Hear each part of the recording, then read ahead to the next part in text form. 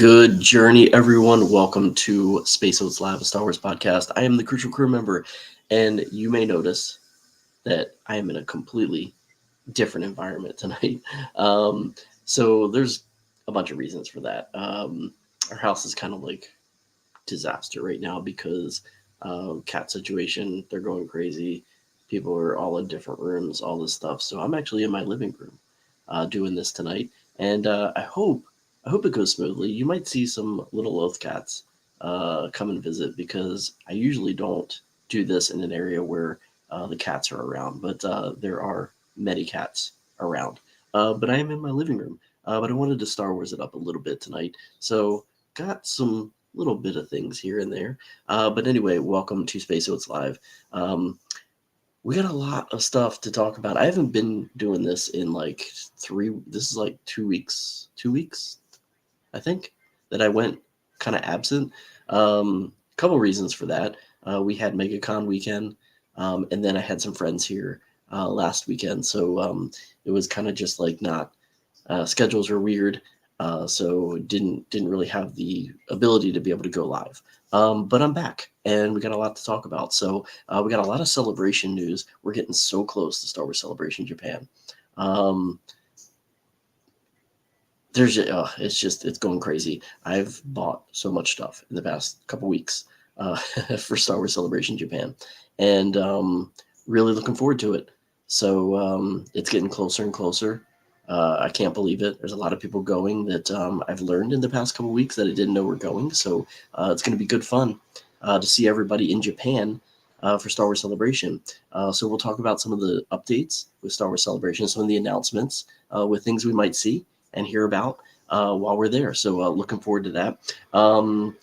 The Bad Batch, new stories to tell. We'll talk about that when that's going to happen. The Grammys happened, and Star Wars were a part of the Grammys. What? Pretty cool. And there goes the Lost Cats. Yeah, and Young Jedi Adventures, that's returning pretty soon. We'll talk about that. But first things first. What do we like to do every day? Or at least I like to do every day, is a little segment called Not Long Ago in This Galaxy. So Not Long Ago in This Galaxy, we're going to go pretty far back on this one for Not Long Ago in This Galaxy, because we're going to be talking about one gentleman who was born today in 1944. And he's still living today in his 80s. But he's still around with us, and that would be Mr. Donald F. Glut, born today, February 19th, 1944. Who is Donald Glut, you say? Well, Donald Glut, the author of The Empire Strikes Back novelization. This is my copy right here. I still have it. You can tell. A little bit worn down, right? But pretty cool that I still have this copy here. You can see how brown. Look at that. Oh, these old books are fantastic. But I do still have my original copy of I think it's a first edition. I'm kind of curious now to look at it to see if it's a first edition or what it might be. Oh, my eyes are deceiving me, being in this ripe old age. Yeah, I mean, I can't really, I always forget, how do you tell if it's a first edition, second edition, or whatever? I don't think it's the first edition. I don't think so. It is a first edition, May 1980. First edition, May 1980, right here, baby. So yeah, Donald F. Glut, born today, 1944. Before Donald Glut became the author of the novelization of The Empire Strikes Back. By the way, born today, 1944, in Pecos, Texas.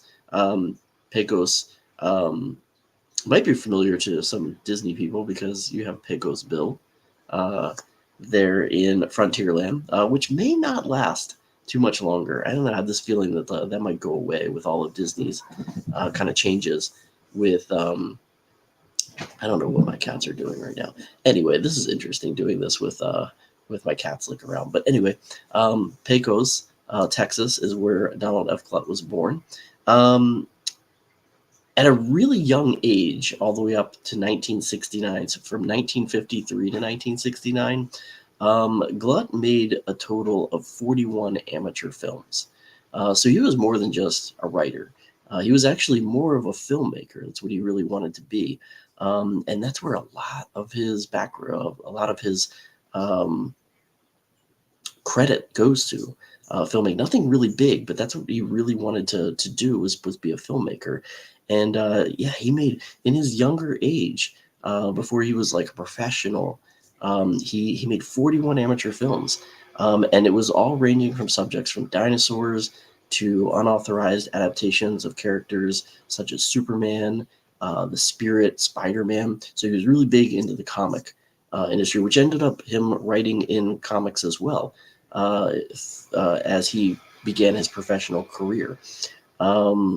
And then when that happened over the next decades, he pursued a variety of professions in the entertainment field. He worked as a screenwriter, mostly on television shows, which a lot of the television shows I remember watching. So he wrote on shows such as Shazam, Land of the Lost, Spider-Man, Transformers, Challenge of the GoBots, Spider-Man and His Amazing Friends, DuckTales, Tarzan, Lord of the Jungle, the Superpowers Team, Galactic Guardians, G.I. Joe, Real American Hero, X-Men, and just so many more. But a lot of those I remember watching as a kid. So he was a writer, screenwriter for these shows, a lot of which were like Saturday morning cartoons that I grew up watching.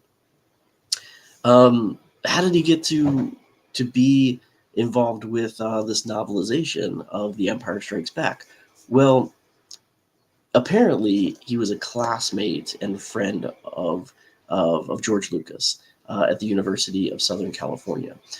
George actually approached him to write the novelization of A New Hope, but Glut actually turned him down due to the low pay, which of course, at that time George didn't have a lot of funds. So he turned him down just because of the pay at the time, and also the fact that it really wouldn't just be his name on the novel. It would be George Lucas's name, because George Lucas was the screenwriter, the storyteller, and this was just a adaptation of Star Wars into novel form. Because he wasn't getting that credit, he did not pursue that of doing the A New Hope novelization. But later on, once the success of Star Wars happened, Glut, ended up, don't know how that, if George revisited approaching him, or if Glut went to Lucas and said, hey, if you need somebody to write the novelization of The Empire Strikes Back, I'm here, I'm willing to do this one. So he ended up writing the novelization of The Empire Strikes Back in 1980. But while working on the novel, he did have a lot of difficulties with the details of the script and the art design, which were very compartmentalized inside Lucasfilms. So the descriptions of some characters, the scenes in the novel turned out a lot different from what we actually saw on the film.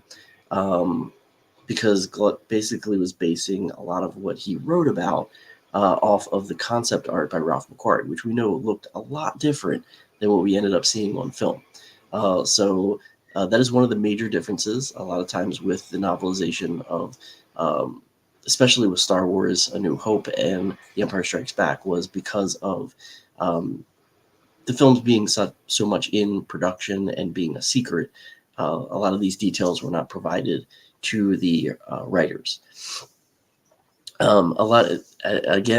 He worked in the comic book industry, writing for different comic book lines, all the different companies, smaller ones, bigger ones, DC, and so forth. But for Marvel Comics, he wrote some which were my favorite growing up. He wrote some of the Captain America stories, The Invaders, Call the Destroyer, Solomon Kane, What If, And then also he wrote Star Wars Marvel comic. And the only one that he actually touched was issue number 10 from the 1978 series. This was the story featured, which was Behemoth from the World Below. And Han Solo was and Chewbacca were the main characters in this story. And this story was the Cloud Riders. Cloud Riders ended up being defeated. And Han Solo ended up fighting this behemoth from the world below. By the way, I apologize. I'm a little bit under the weather as well, so I'm getting over some stuff. I think it's just allergies, but I'm not really sure. But yeah, that's kind of just killing me. And then, if you think that screenwriter, director, novel, author wasn't enough, he is also a musician. And I didn't know this at all. And what's really cool is because I love the bass. I play the bass, at least I try anyway. Never was really that great to be in a band or anything, but I am a bass player. I love the bass, and he was a bass player, which is really cool. And I didn't know this, but I know the band. But from 1967 to 1968, Glut played the bass for the Penny Arcade, which actually was a band that only recorded one album, but it wasn't really even kind of released until a lot later. You can actually get it on Spotify. It's a really great album, and it was produced by Michael Nesmith from the Monkees. So a pretty interesting little side point there, but it's a great album. Very in line with the similarities of those bands that played at that time, like the Beatles, the Who, as they were getting started, the Monkees, all of them around that time, that 67, 68, before really the psychedelic rock started in. It was that rock and roll was really starting to come play. And the Penny Arcade, really great album, was released. And yeah, you can get that on Spotify, which is a really cool listen. But yeah, so that is the story of Donald Glut, our writer of The Empire Strikes Back novelization. Always a great read to go back and read these novelizations of the Star Wars movies. Yeah, so that is your Not Long Ago in This Galaxy for today, February the 19th, 1944, the birthday of Donald F. Glut. I forgot to actually just throw up a picture of what he looked like kind of back in the day. Man,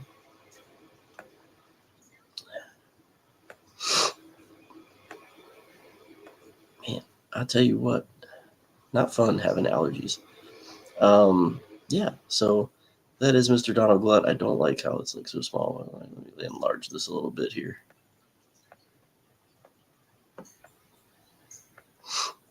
Mr. Donald Glut.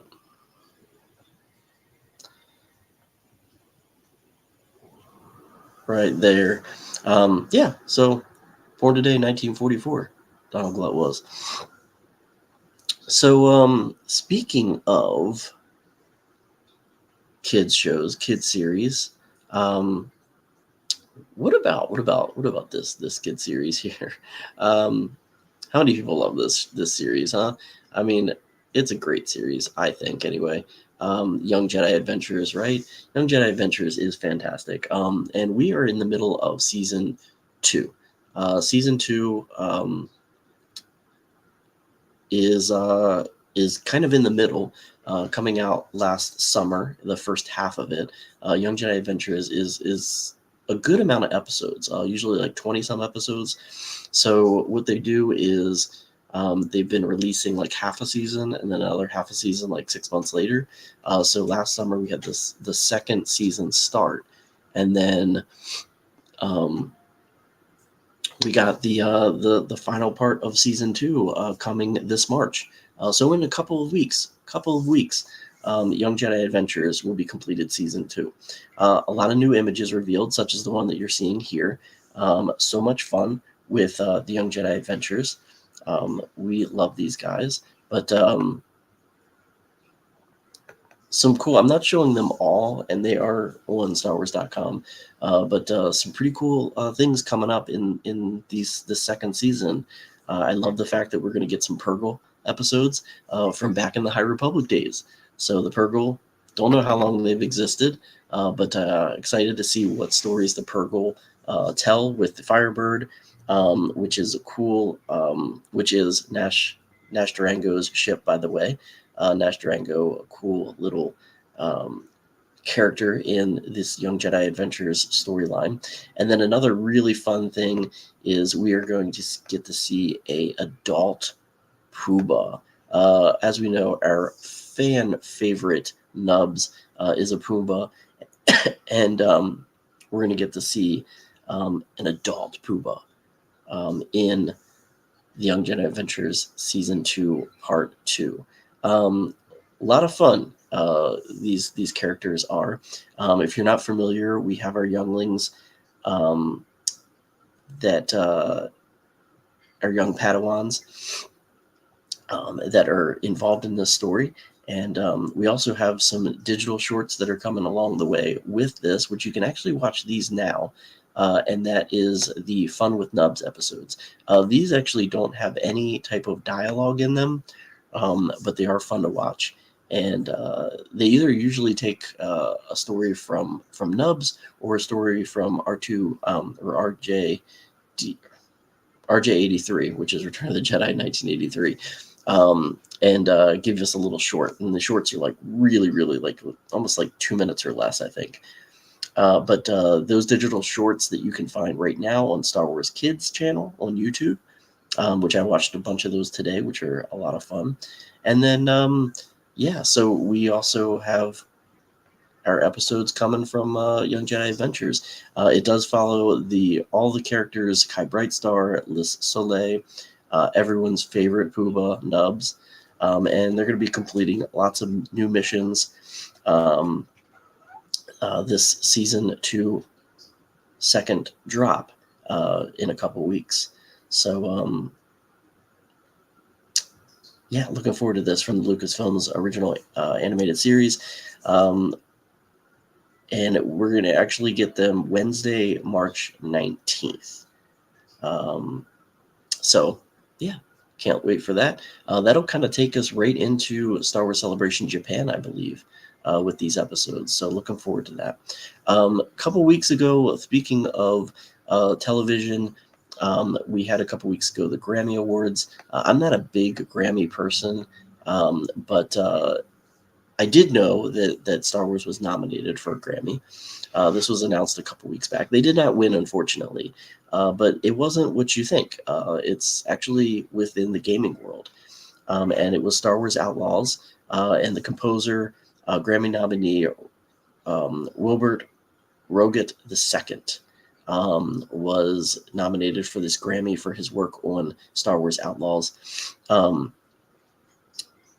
This was the latest score by him as a composer. He's done a lot of works over the years. He wrote original music for some vintage Star Wars games, as a matter of fact, some of which I'm sure everyone would be familiar with, the one being Star Wars The Old Republic, so pretty fantastic. And then also he wrote or composed music for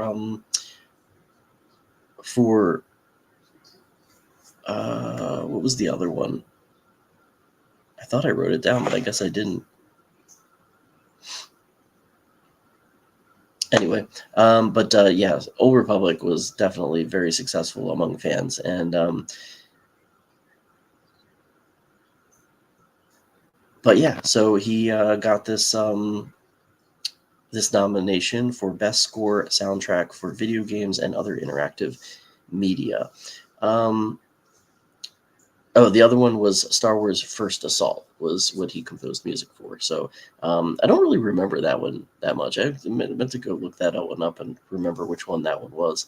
I don't remember Star Wars First Assault, what console it was on or what that basically was from. That would be one I have to revisit.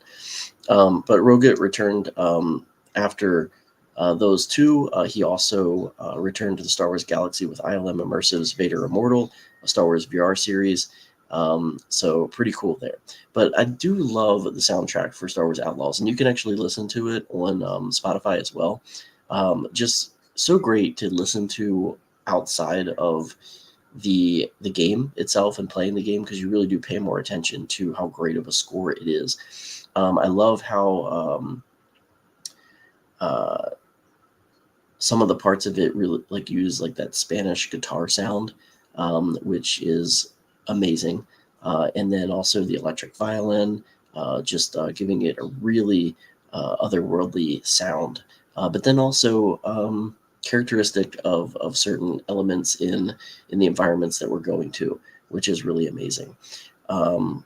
The final score for Outlaws is actually 4 hours of music. Obviously, you can't listen to all 4 hours online, but that is how much music was recorded. 4 hours of music is a lot. If you think about it, that's double the work of an actual film, right? So pretty amazing, which we know that even the films don't have music all the way through. There are repeats of scores, but 4 hours of content is pretty amazing for someone to be able to punch out. It took 2.5 years to complete the score. And it includes additional music from co-composers John Everest, Kazuma Janucci, as well as the Cantina music and Underworld songs by Cody Matthew Johnson, and then over 150 musicians in 2 separate orchestras involved in completing this score. The 2 orchestras were the Royal Scottish National Orchestra and the Nashville Scoring Orchestra, which is pretty amazing. He actually plays bass as well. A lot of bass player content today, with people involved with Star Wars, and he plays the electric bass, but he actually played some of the songs, some of the score, with a double bass bow on the lowest string. So it was pretty interesting, how he did that, which you can kind of play it as if it's a double bass, but pretty awesome sounds coming from that, which really come forward in like the Tatooine sequences, which is pretty amazing. But yeah, so congratulations for getting nominated, Wilbert, and unfortunately didn't win, but I would have wanted you to win because it was Star Wars. I don't even remember who the score or the award went to, but to me, it should have been Star Wars that won, right? That's what I always got to say. Now, we oh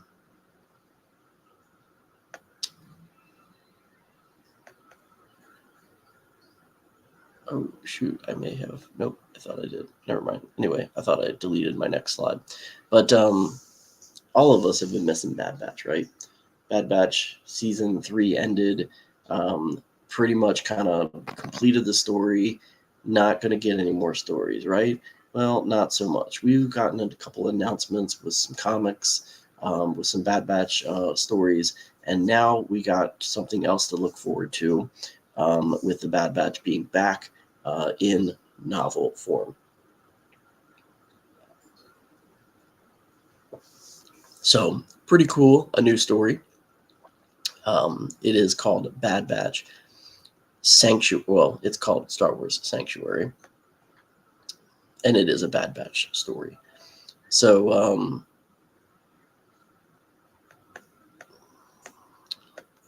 we got the cover reveal, which looks pretty cool. Really want to kind of get this bigger here so everybody can see it. The slides are sometimes so small, but anyway, there we go. That should be good, right? Yeah, so Star Wars Sanctuary, a Bad Batch novel, looks pretty cool. We got all the characters of Clone Force 99 reuniting in this story. Hunter, Wrecker, Tech, and Omega. Yes. The reason why Tech is in this is because this story actually takes place before the events of the final season. So in between seasons 2 and 3 is when this story takes place. So yeah, there's a lot of gaps in there, right? So why not tell some more Bad Batch stories? The Star Wars Sanctuary novel is written by Lamar Giles, and it is going to arrive August the 5th, 2025 from Random House Worlds. So if you are a big Bad Batch fan, get out your Tuca, cuddle up cuddle up underneath in your favorite couch, under your favorite blanket, and my light just went out. I apologize. Hey Google, turn on living room light. There we go. Sorry about that. That's what happens. What time is it? It's 10:30. That's why. Automatic lights go out. I totally forgot about that. I'll have to remember that if I do this here next week.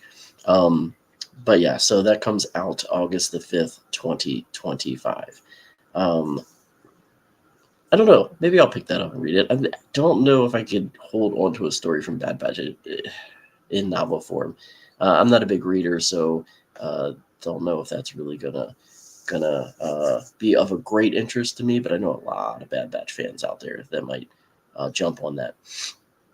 Last but not least, let's talk about a lot of the Celebration announcements. Star Wars Celebration is coming up really soon, as I said before. So we got a lot of announcements. The first thing that they dropped was that we have the final reveal of the remainder of the badges. The 17 character art pieces that are going to be on the badges. I can't wait to find out what badge or what character is going to be on my badge. But we got some really cool ones that have been shown. So yeah, if you want to see all the past ones, you can go on StarWars.com. You can see all 17 of the character art pieces that will be presented on the event badges. These badges, this art was masterfully illustrated in the ukiyo-e style, which is a traditional Japanese art that thrived in the 17th to 19th centuries. And the art has been created by Japanese artist Takumi. Amazing. This art is just outstanding. We have these beautifully stylized renderings of characters from all across the Star Wars galaxy, kind of hinting at some of the things that we might see at Star Wars Celebration this year, but then also just on the style of some of what we've already seen and connected to Japanese culture. So this was revealed on StarWars.com for the first time. So if you haven't seen that yet, these are some of the new badge art that we have released. We have right here this one, which is actually probably one of my favorites, and that is the Osha Anasea badge art. Really awesome looking. Again, the Acolyte really pulling from a lot of Japanese culture in the look, the style, especially with that High Republic, that old ancient way, getting further back into the early Jedi, which have a lot in common with the samurai, right? So why wouldn't you put this on badge art, right? Looks fantastic. I love the sword, samurai sword, lightsaber, the katana, saber blade, which is amazing. Kind of pretty connected to what I'm going to be having at Star Wars Celebration. Can't wait everybody see my blade that I got. So it's just going to be freaking awesome. As well as I can't wait for my cosplay to be revealed as well. But the second one, again, even the original Star Wars really pulling from Japanese tradition. So we have Leia Organa here in that traditional white dress, but just that little tweak of Japanese style in what her costume looked like, and just looks fantastic.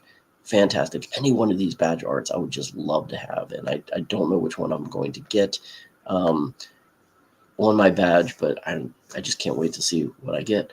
The next one, going to the sequel trilogy with Rey and Kylo Ren in this one, kind of fighting from The Last Jedi, it looks like a little bit. yeah, I love this style. They're back to back. I think this is really when they were kind of fighting together side by side until they turned on each other. So really cool art there. Going back to the Acolyte, another really awesome, not only an awesome fight sequence that was in the Acolyte, but what a great, again, inspiration with the Stranger, and then also Master Soul battling it out, which the Stranger really having that Japanese look, that helmet, the Knight of Ren helmet, or kind of the Ren. I'm not going to say a Knight of Ren, but very reminiscent of the Knights of Ren style in helmet, which really carried with that story in his double blades, which was amazing. So that short katana, kind of reminiscent of Japanese culture. So really awesome badge art there. And then we had Obi-Wan Kenobi battling with Anakin Skywalker, of course, from Revenge of the Sith. We know we have an anniversary this year for Revenge of the Sith, so definitely gonna probably have some panels related to that in Star Wars Celebration. We know Hayden. Well, it was announced that Hayden Christensen is coming, so that was what I was going to talk about in a bit as one of the newer announcements. But Hayden Christensen, Obi-Wan, Ewan McGregor, both battling it out here as Obi-Wan and Anakin as he is falling to the dark side in that duel that they had. Andor Season 2 coming up, and most likely we're going to be able to see the first episode while we're in Japan. So Cassian Andor, because we know that Diego Luna as well has been announced as coming to Star Wars Celebration Japan. So Diego Luna here from Rogue One as the Death Star is in the background there. So Cassian Andor showing up on one of the badges as well. And then, of course, we were just talking about Young Jedi Adventures. So my guess is that this is definitely going to be the kids' badge. Little Kai Brightstar and Nubs in Japanese art style, which look amazing. I wouldn't even be sad if I had this badge. This badge just looks so cute and cool. Look at Nubs, actually having some very serious look, but still looking so cute. Love this badge art. It looks amazing. And then last but certainly not least, another one of my favorite ones and one of my favorite characters. I can't wait to dive into more of her story in Andor Season 2, Mon Mothma. Mon Mothma donning one of the badges as well. Looking fantastic. I love the Death Star in the background on this one too, but just looks amazing. So those are some of the newer badges. Again, all 17 you can look at online now to see every single one, and you can just hope for whatever one that that you think you're going to have when we get to see our badges. So pretty amazing badge art, and I can't wait to see them all.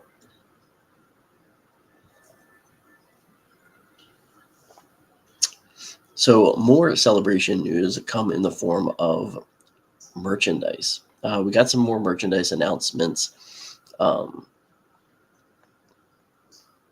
which has been released as well.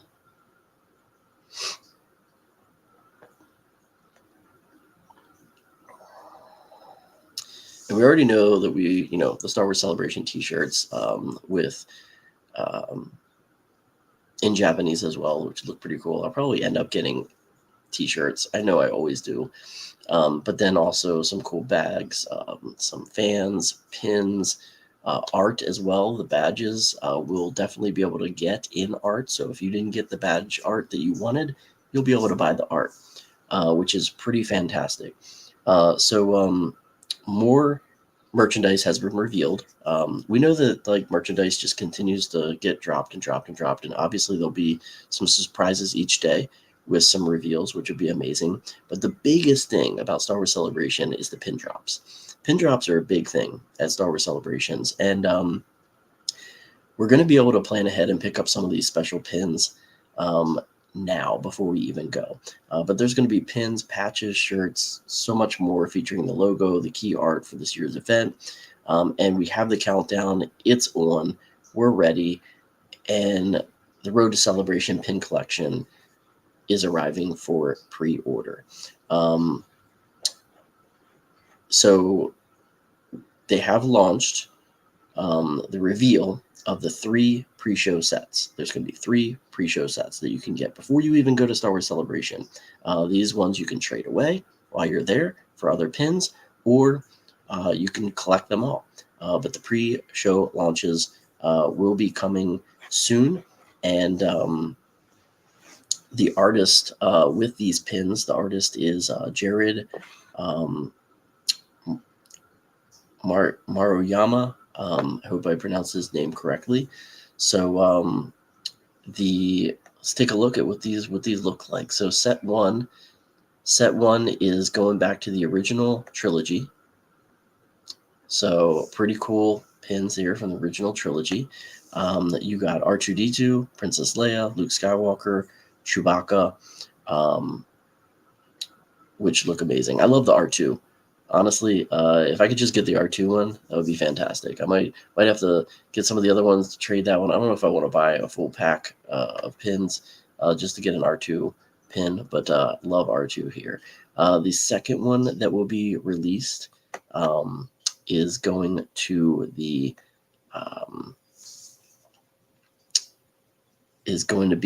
paying homage to the 20th anniversary of Star Wars Revenge of the Sith, which happens this year, as said before, which is why some of the badge art has the Anakin Obi-Wan duel, which is fantastic. Most likely we're going to get some sort of panel on that 20th anniversary. Hayden being there, it's going to be a definite, right? Pretty cool to see that one. So this one's going to have a lot of lightsabers on this pin collection. You got Count Dooku, who only lasted so long in Revenge of the Sith, but Anakin Skywalker, Obi-Wan Kenobi, and then, of course, Emperor Palpatine with that lightsaber behind his back. I love that one, right? That was just fantastic. Just kind of hiding the lightsaber behind his back is just amazing. And then the third celebration pin drop set is going to take us to Ahsoka, which makes me think that we do have some Ahsoka badge art that's out there as well. I think that we might get to maybe see a trailer for Ahsoka Season 2. You think so? Or maybe a special look would be fantastic. Rosario Dawson is another person that is going to be in Star Wars Celebration Japan. So fantastic that we might get a lot of Ahsoka talks, possibly, and panels and news about Ahsoka Season 2. So these pins, this 4-pack has Ahsoka Tano, Sabine Wren, Professor Huang, and Grand Admiral Thrawn. I love the Huang pin, by the way. Huang pin is amazing. I'm a droid person. What can I say? R2, Huang, if I can get any of those two. Again, I'm probably not going to buy the sets, but if I can come across those 2 pins, I will definitely get those as singles. They'd be amazing. But the pin sets will be available to any ticket holders beginning February 25th. So shortly, not too long away. You'll be able to get these at 5 p.m. Pacific Standard Time, or February 26th at 10 a.m. Japanese Standard Time. So these Road to Celebration pin sets only be available to ticket holders during the pre-sale, will not be available for purchase on site. So if you do want these pins, you have to get them pre-order, which again is really hurting me because I don't want to buy all these pins, but I do want the 2. So we'll see what happens. I don't know. But anyway, I kind of already had talked about some of the special guests that are coming to Star Wars Celebration. They've been announcing many of these as we're leading up to Star Wars Celebration Japan. This is the final update of the confirmed guests. So interesting that it's the final update. I mean, they say final update, but it may not be the only people that are coming. They have surprise guests a lot, right? Star Wars Celebration. If you've never been before, there's always surprise guests. So, but again, already kind of slipped some of these out. But yes, Hayden Christensen will be there. Again, the 20th anniversary of Revenge of the Sith. Gotta have Hayden there, right? So Hayden Christensen is confirmed as coming, the Jedi Knight turned Sith Lord. And also, as you see next to him there, Vanessa Marshall, our ace pilot turned space mom, headed to Harrison Dula in Rebels, by the way. Not the live action version, but my opinion, the better version. I'm sorry. But sorry. So Harrison Dula, the real Harrison Dula, Vanessa Marshall, is confirmed as headed to Star Wars Celebration Japan. And this is the final two that have been announced for the final wave of the autograph guests, which is cool that Hayden always does great autographs for the fans, and Vanessa Marshall as well. So amazing that they're coming back. And I have a feeling that at least Hayden will be part of a panel. Anything that has to do with Revenge of the Sith. Vanessa Marshall, maybe she'll be moderating, or maybe, I don't know. We'll see. We'll have to see what Vanessa Marshall, if she has anything else planned for the Star Wars Celebration weekend.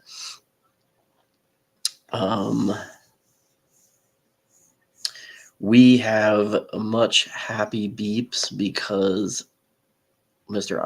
Oscar Isaac is going to be there as well. Obviously, we know him as ace pilot Poe Dameron in the 3 sequel Star Wars films. And yes, he is coming to Star Wars Celebration Japan. Don't know what he might be involved with, but it'd be interesting to see.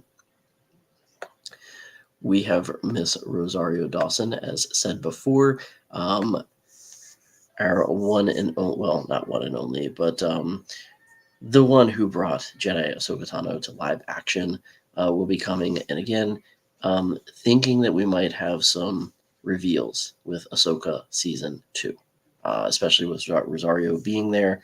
Would be fantastic to hear with her on site. Remember last time that they were talking about Ahsoka getting released and Rosario wasn't there. She was actually on location filming. But this time she's going to be there. So maybe she'll have some news about Ahsoka Season 2, which would be fantastic. Obviously, Jon Favreau and Dave Filoni will probably keep very tight-lipped about it. And, well, I'm sure they'll bring a little bit of sizzle reel or something, right? So hopefully that'll be the case. Another guest that is coming that I love, that people have come to embrace over the years, since so many people hated on Jar Jar for so long. But Ahmad Best, the actor who played both the lovable Gungan, Jar Jar Binks, and the Jedi Knight Kelleran Beck in The Mandalorian Season 3 in the Star Wars Galaxy, is going to be at Star Wars Celebration. So love that. And then, of course, an amazing behind-the-scenes Star Wars individual, Academy Award-winning visual effects supervisor John Knoll will be on hand to share his nearly 4 decades of experience at Industrial Light and Magic. I loved the Light and Magic panel with the series. So I would love to hear more from John Knoll, and it would be fantastic to be able to see him at a panel talking about his work on Star Wars throughout the years. Maybe he'll be part of the Revenge of the Sith panel, since it is 20 years. So maybe he'll be there to talk about the special effects. As stated before, Diego Luna as well will be coming to Star Wars Celebration. Obviously, Andor Season 2 coming.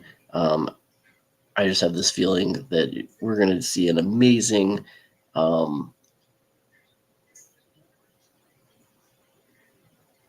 amazing display of Narkina 5 cosplayers shouting their one way out going through. I loved it in London when that happened, and can't wait. I think Andy Serkis actually got to see it, which was really cool. He was actually out on the floor walking around when that happened. So who knows? Diego Luna might end up seeing him out on the floor looking for that one way out group. So that would be amazing to see.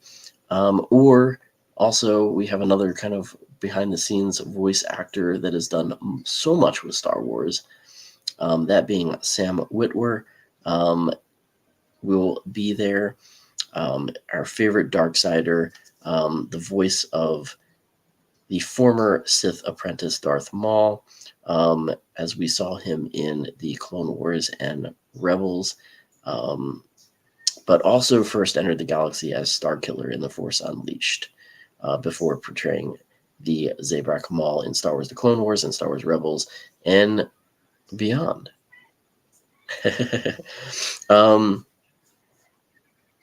Where else was Maul where he did the voice? I'm trying to remember. I can't think of any, so I wonder if we're going to get some more Maul at some point. That would be pretty awesome. Yeah, it's always good to see him. I actually saw him at a panel that was super fun.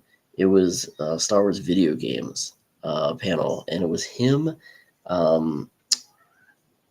Daniel Logan, playing Star Wars video games. It was so much fun to go see them. Not very many people showed up, but it was hilarious to go watch that one. Yeah, so and so many more headed to Star Wars Celebration. You can see all the guest list as we go through on StarWars.com. So yeah, so much stuff happening. Can't wait for Star Wars Celebration. It's just getting closer and closer and closer. And I'm spending more money and more money and more money as we get closer. So yeah, can't wait for it to be here. Can't wait to see everybody there in Japan. Can't wait to experience Japan. And just get some great time looking around the inspiration for Star Wars, honestly. Yeah, so that is your Space Oats Live Star Wars podcast for this week. Thank you for watching. If you're watching this a little bit later, please join in. Star Wars discussions. One of these weeks. As I do this every week, 10 o'clock p.m. Eastern Standard Time. At least I try to anyway. Hopefully everyone is having a great month. It is February. Hopefully everybody's allergies aren't as bad as mine. I apologize for that. Hopefully at some point in the future I'll be back in my normal location and I won't have to worry about our cat drama, our little cat drama that's going on. Yeah. Until next time, remember to do something Star Wars, watch some Star Wars, read some Star Wars, listen to some Star Wars, play some Star Wars, do something Star Wars. Most importantly, whatever you're doing, may the stars light your way. Have a great evening. I'll see you next time.